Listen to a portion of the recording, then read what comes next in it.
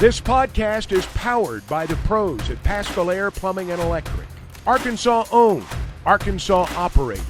GoPaschal.com. Tom Murphy, Whole Hog Sports, Arkansas Democrat-Gazette. Tom, I know you're itching to talk to Sam Pittman at 1 o'clock today. I know that the quarterback battle is going to be the big topic. And I think he was one of your colleagues at one point. Brandon Marcello got an interview with Sam pre-press conference today. Evidently, that they're going to decide, him and Coach Petrino, who the starting quarterback is by the end of spring. What do you think about that news? Well, it's interesting, and good morning, everybody. It has its potential advantages and its potential drawbacks. As everyone knows now with the portal, there can be entries after spring. So we shall see. I mean, sometimes you can say that, and then things are so close, and you don't want to alienate somebody.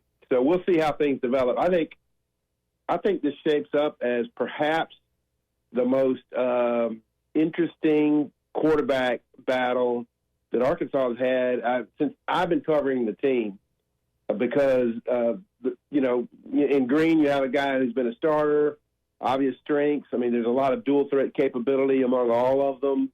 KJ Jackson certainly flashy, as a high school prospect out of Alabama, and then Jacolby, he gave you some quality play last year, but not in a situation where he could take over for a whole game.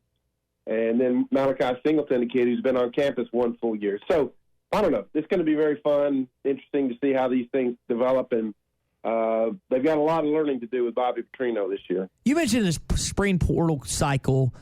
I'm going to be honest, Tom, and maybe this is me just throwing out a hot take. I don't expect Singleton or Jackson to compete for the job whatsoever. I think it's a two-horse race. I think it's Jacolby and Taylen that are going to be one of the only two starting quarterback options this year. Do you expect, or could you foresee a quarterback transfer after the spring?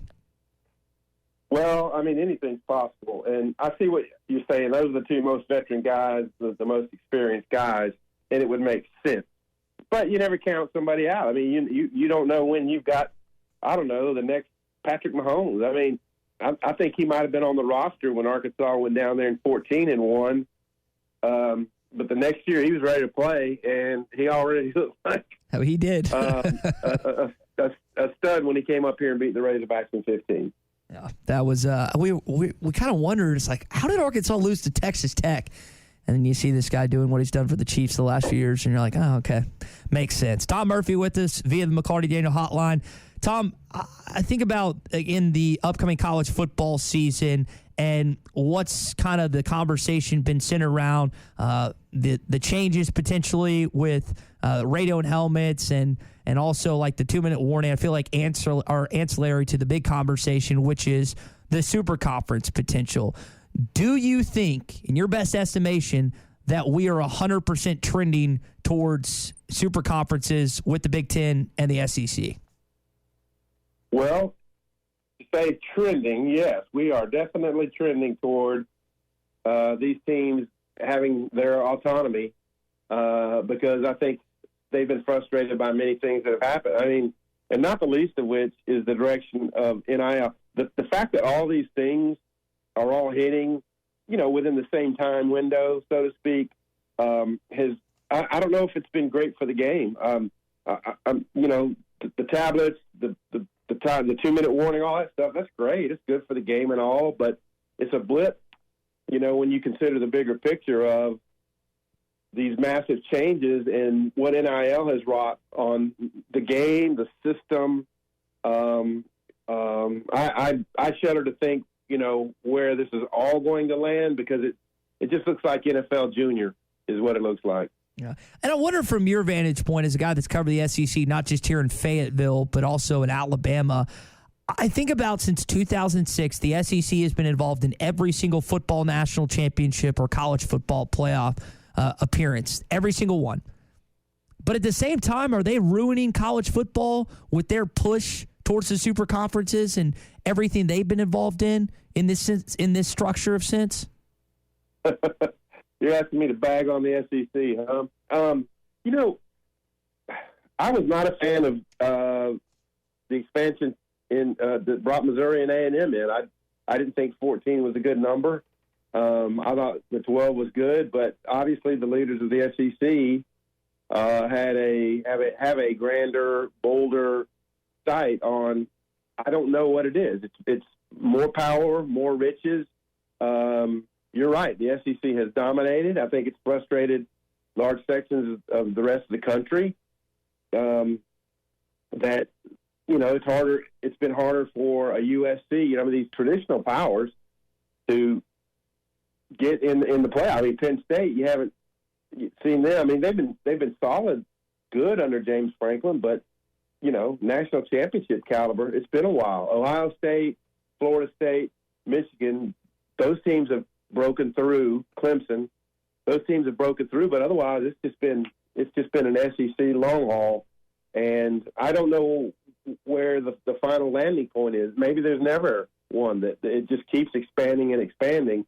But it seems to me like, and we've been saying this on here for years, is that the rich get richer, and the littler guys. I mean, if you're like Toledo or Louisiana Tech or something, where do you fit into all this? I mean, there's going to be tiers and different layers to the structure, and the top layer is just going to keep getting more money and more of the talent accrued.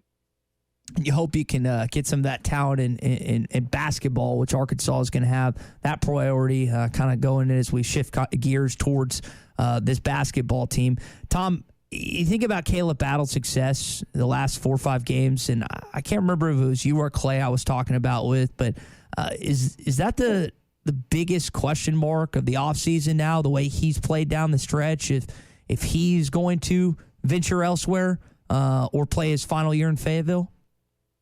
Yeah, that's one of the. I mean, when you think about it, there'll be a lot of roster questions for the Razorbacks.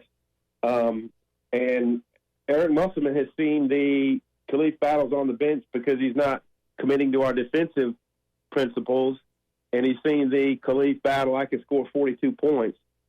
So, the first determination, do we want him back? And I would think a score of his magnitude, you do. And then how do we build around it? And then, what does it take to keep him?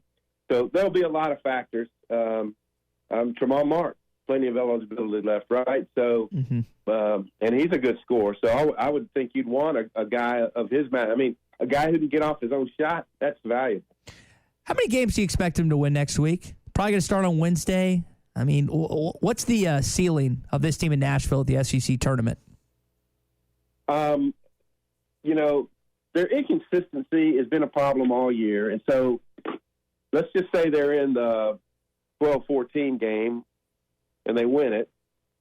Of course, I think Georgia holds the advantage, so I don't know where they're going to wind up. But anyway, let's just say they win game 1. Well, then you're up against a higher-seeded team, obviously.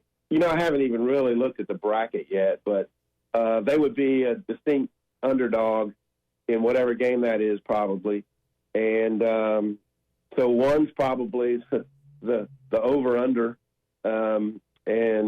But they played well enough that they've given some of the better teams a really good run. So I don't know. I don't put much of anything beyond a well-prepared, motivated, driven Arkansas team, what they can do. But to think they would beat Alabama or, of course, I know that would be another round beyond. But to beat one of the top 6 or 8 teams in this conference right now looks like a pretty big challenge for them. Got the email during the game on Saturday. Jaylen Graham stayed back for trying to work on academics. You don't really a lot of times get updates when guys are left at home. It's just, hey, Jaylen Graham didn't make the trip or something. What did you make of that news that we got on Saturday? Well, I think Eric Musselman has I think there's a certain part of him that understands what we do, and, like, there'll only be questions if Graham's not on the bench. And so I think they probably thought, well, we've already told the TV, whatever. I know they said it on radio because I was listening.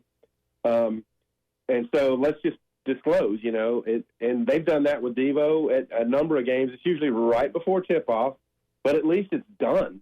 it's not all this lingering questions throughout a game. And I think they're actually pretty smart to do that. I want to touch on baseball, Tom, before we let you go. And again, we appreciate you always joining us here Tuesdays at 8:10. Dave Van Horn was talking about UCA at the Swatters Club yesterday, and you get Colin Fisher on the mound again. What do you think he's thinking about the freshmen? Because midweek games are going to be done once we get into the meat of conference play. What do you think he's envisioning Fisher as a freshman factoring in to this rotation come SEC and postseason play? Well, super valuable, a lefty that controls the zone. I mean, it's a pretty rare feat, and to have a guy like that magnitude who is not in your weekend rotation is a big deal, because when you get to the postseason and your calendar might get a little bit off or wonky, particularly at Omaha or in a regional, you're going to need a fourth starter. And so I tell you, if Ben Bybee comes back and he's good, and some of these other guys that are injured, Dylan Carter, like Dylan Deeds. Carter, yeah, you think about the potential depth they have with his staff. I mean, McIntyre got a lot of innings last weekend, and I know he likes it, but I don't think you want to throw him 5 2/3 every weekend. We'll see how that plays out. But the more depth you have, the more Colin Fishers that rise up, the better off they're going to be. It's the kind of thing you need to make a long postseason run. And I don't know. I've been very impressed watching him. They only gave him one inning against Grambling. It was just to kind of get him ready, get him in that Tuesday groove.